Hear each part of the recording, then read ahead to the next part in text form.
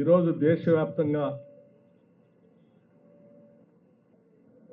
మన ప్రియతమ నాయకుడు శ్రీ రాహుల్ గాంధీ గారు ప్రధాన ప్రతిపక్ష నాయకుడిగా ఇటు పార్లమెంట్లోనూ బయట కూడా ఈ దేశ సంపద దోపిడీ గురి కాకూడదని, దేశ సంపద అంతా కూడా దేశానికే చెందాలని పెద్ద ఎత్తున ఆయన చేస్తున్నటువంటి ఉద్యమం మనందరికీ తెలిసిందే. ఈ దేశ సంపద మొత్తాన్ని ఇటువంటి మోడీ లాంటి వాళ్ళు లేకపోతే అదానీ లాంటి వాళ్ళు దోపిడీ గురి కాకుండా ప్రజల పక్షాన అఖిల భారత కాంగ్రెస్ పార్టీ నాయకత్వం అంతా నిలబడి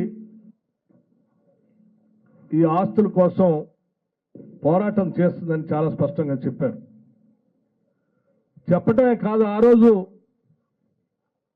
దశాబ్దాలుగా ఈ దేశంలో ఉన్నటువంటి ఆస్తుల్ని, వ్యవస్థల్ని, సంస్థల్ని కాంగ్రెస్ పార్టీ నిర్మాణం చేసి వనరులన్నింటినీ కూడా ప్రజలకు చెందేటట్టుగా మేము చేసి అందిస్తే ఈరోజు ఆ వనరులన్నింటినీ కూడా దోపిడీకి గురి చేస్తూ నరేంద్ర మోడీ గారి నాయకత్వంలో భారత ప్రభుత్వం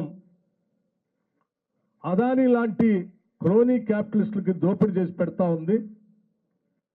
దానివల్ల దేశమంతా కూడా ఈరోజు సంపదను కోల్పోయే ప్రజలంతా కూడా వారి వారి ఆస్తులను కోల్పోయేటువంటి ప్రమాదంలో దేశం పడింది. ఈ దేశం కోసం అఖిల భారత కాంగ్రెస్ కమిటీ పక్షాన మనమందరం నిలబడాలని చెప్పి ఆయన పెద్ద ఎత్తున పిలిపించినటువంటి విధానం కూడా మనందరికీ తెలిసింది.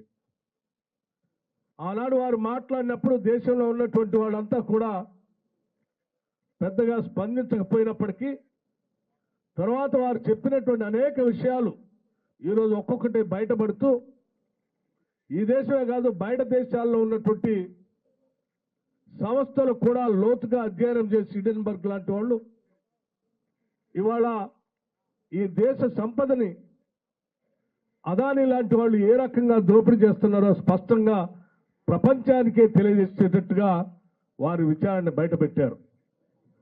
గతంలో ఒకసారి బయటపెట్టారు, ఇప్పుడు మరీ ఆశ్చర్యపడేటట్టుగా అసలు దేశ సంపదని జాగ్రత్తగా కాపాడవలసినటువంటి సెబీ లాంటి సంస్థకు సంబంధించినటువంటి చైర్మన్ గారే దీంట్లో కూడా ఉన్నారు అని వారు చెప్పినటువంటి విధానం ఈ దేశమే కాదు ప్రపంచమే ఆశ్చర్యపోయేటట్టుగా వారు కొన్ని విషయాలను బయటపెట్టారు.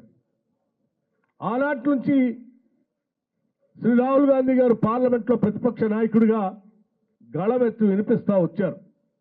వారు ప్రత్యేకంగా చెప్పారు కూడా, మేము చెప్పేదే మీరు చేయాలని లేదు, కానీ మేము చెప్పేది మాత్రం వాస్తవం. ఈ వాస్తవాన్ని బయటకు తీసుకొని రావటం కోసం మాతో పాటు అవసరమైతే ఈ జాయింట్ పార్లమెంటరీ కమిటీ పార్లమెంటుకు సంబంధించినటువంటి అన్ని పార్టీలతో కలిపినటువంటి జేపీసీని నియమించి ఈ దేశ సంపదను కాపాడటం కోసం, ప్రజలను కాపాడటం కోసం మీరు ముందుకు రావాలి అని చెప్పి ఈ దేశ ప్రధానిని పార్లమెంట్లో నిలదీస్తే వారు తప్పించుకొని పోయినటువంటి వైనాన్ని కూడా ఈ దేశ ప్రజలంతా చూసి ఆశ్చర్యపోయారు. తప్పనిసరి పరిస్థితుల్లో అఖిల భారత కాంగ్రెస్ కమిటీ శ్రీ మల్లికార్జున్ ఖర్గే గారి నాయకత్వంలో దేశవ్యాప్తంగా ఈరోజు పిలిపించింది.